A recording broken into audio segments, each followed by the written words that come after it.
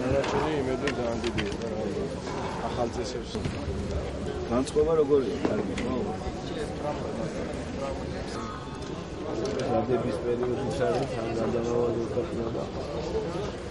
უბრალოდ თოვე დაფიქრა, მინდა თქვენთან შეხვედრა, პრობლემა იყო რაღაცა შეხვედრა როგორი დადგომა, და არა როგორც მინისტრი, არამედ როგორც გულშემატკივარი. როგორც მინისტრი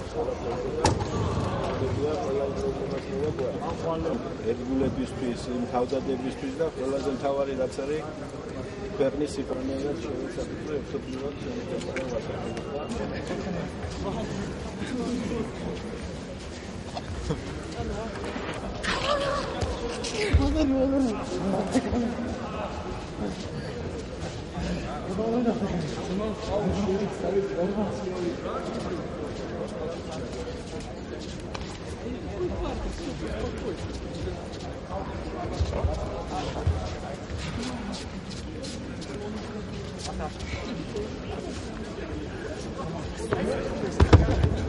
რა თქმა უნდა, ყველა შეჯიბრი, რომელიც საქართველოში იმართება საერთაშორისო დონეზე, ყველა მნიშვნელოვანია. სასიამოვნო სპორტის სასახლე იღებს ესეთ მნიშვნელოვან ევროპის ღია ჩემპიონატს.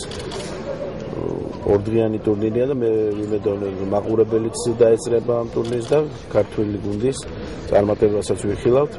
თუმცა ისიც უნდა გავიხსენოთ, რომ ეს ჩემპიონატი გაიმართება ახალი წესებით.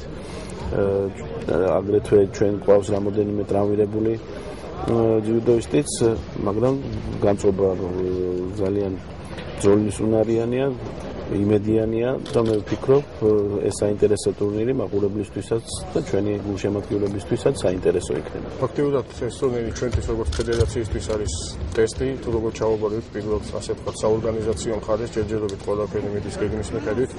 ხაზინაც მინდა დიდი მადლობა გადაუხადო როგორც სამინისტროს, ასევე თბილისის მერიას, რომლებიც ძალიან ისე ჭიროდ თანამშრომლობენ ჩვენთან და ყველა პრობლემა ადგილზევე იქნა აღმოფხვრილი თუ კიდამე არსებობდა.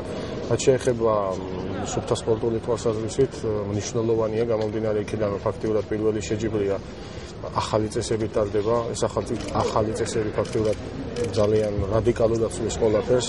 ნახავთ, დავაკვირდებით, გამომდინარე აქედან ჩვენი მოთხოვნა ბიჭებისთვის ბუნებრივია, ყველა გამარჯვებას ველოდებით, ამის იმედიც გვაქვს და აუცილებლად იქნება, თუმცა ესეთი კატეგორიული მოთხოვნა აქედან გამომდინარე არ არის.